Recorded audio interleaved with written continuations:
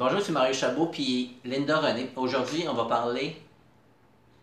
D'une des clés de la résilience qui est de se réconcilier avec son passé. Euh, Pas toujours une chose facile, ça. Souvent, quand on regarde en arrière, soit qu'on a des regrets, il y a des choses qui ne se sont pas passées comme on aurait voulu. Et puis, vous remarquez que quand vous regardez en arrière, mettons, vous avez fait, entre guillemets, ce qu'on appellerait une erreur, euh, là, vous avez toujours le sentiment que là, la réponse était claire. Mais quand vous étiez là, elle n'était pas claire, la réponse. Puis, des fois, il y a toutes sortes d'éléments qui peuvent avoir influencé, qui ont fait que les choses se sont passées comme elles se sont passées.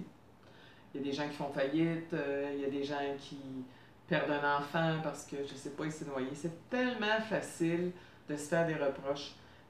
Quelque part, on voudrait être tout puissant, on voudrait qu'il arrive jamais rien de négatif. Puis, à ce moment-là, on s'en met beaucoup sur les épaules. Puis moi, j'ai une des façons de se réconcilier avec son passé, c'est de le faire comme vous le feriez avec un ami. Tu sais, un ami qui va vous appeler, puis qui va vous dire, par exemple, je me sépare, puis tout ça, puis c'est bien de ma faute. En général, vous allez lui dire, ben voyons donc, pourquoi tu t'en mets autant sur les épaules? Tu sais, tu as fait de ton mieux, moi je le sais, puis tout ça. Et puis, on est des humains. Un humain, ça a des forces, puis ça a des faiblesses. Puis des fois, nos faiblesses peuvent faire de nous justement des êtres extraordinaires si on les accepte. Se réconcilier avec son passé aussi, c'est se réconcilier avec les limites qu'on a pu vivre dans notre vie. Tu sais, qui ont pu avoir un impact au niveau du travail, qui n'aurait pas eu l'expansion qu'on aurait voulu au niveau des relations. Et puis, je dis, il faut retirer de ça une expérience parce que quand on n'apprend pas, quand on a encore le sentiment qu'on a subi quelque chose, ben on reste dans le passé. Puis on risque de le revivre. Puis on risque presque de le revivre ad nauseum parce que c'est comme une espèce de cassette sans fin. On la revit. Et j'entends des gens qui vivent encore beaucoup de ressentiment. Puis on dirait qu'on s'imagine des fois, c'est comme si, à force de regretter, que ça va l'annuler. Ah non, non, non. Ou à force de se taper dessus, ou à force de taper virtuellement sur l'autre, même, parce qu'on ne peut pas vraiment taper dessus, des fois, il nécessite ça. C'est pas la solution, hein? C'est pas la solution. Moi, j'ai expérimenté ça, puis non, non, c'est pas comme ça que ça marche. Tu sais. Se réconcilier avec son passé, c'est en même temps tirer un trait, ça c'est en arrière. Maintenant, je suis ici, puis en avant.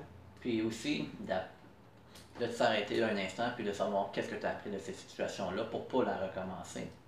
Ben, effectivement. Puis des fois, ça se peut qu'on ait eu des gros manques qui fait qu'on était plus impulsif. Quand tu es impulsif, tu réfléchis pas toujours ou tu réfléchis pas de la bonne façon. Soit qu'on réfléchit trop, soit qu'on réfléchit pas assez. Mais dans tous les cas, euh, peu importe ce qu'on a vécu, comment que les choses ont tourné, moi j'entends des histoires, un moment donné, quelqu'un qui était multimillionnaire, puis ça a disparu dans une journée, puis quand quelqu'un m'explique, j'ai dit, ben oui, il y en a, simple de même. Alors, il ne faut pas s'attarder trop à qu'est-ce qu'on avait ou qu'est-ce qu'on était. Dites-vous que ce qui peut apporter le plus de joie dans votre cœur, c'est se réconcilier avec quelque chose qui ne fait pas partie de, comment je dirais, votre définition de vous actuellement. C'est vous étiez dans un état avant de venir au monde, puis vous allez retourner, hopefully, dans cet état-là d'unité avec le tout.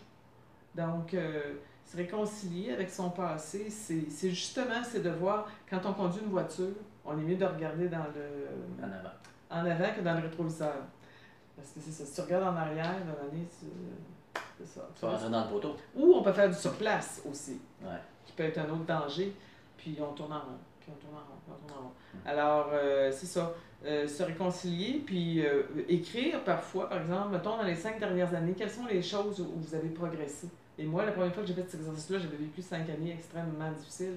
Et puis, ça a été un exercice qui était vraiment exigeant pour moi, mais par contre, qui m'a apporté beaucoup parce que je me suis aperçu que où j'avais avancé beaucoup, c'était au niveau humain, puis au niveau de mon être profond.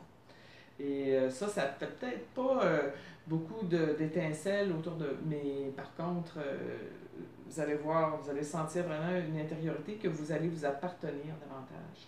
Alors, soyez amis avec vous-même. Il y a assez de livres écrits là-dessus, puis je pense que c'est l'affaire la plus importante. Et puis ça fait partie de ça, de se réconcilier avec son passé, d'accepter. Mais je te remercie beaucoup, Linda René. Je suis Mario Chabot. Abonnez-vous à notre chaîne YouTube et passez des commentaires en dessous du vidéo.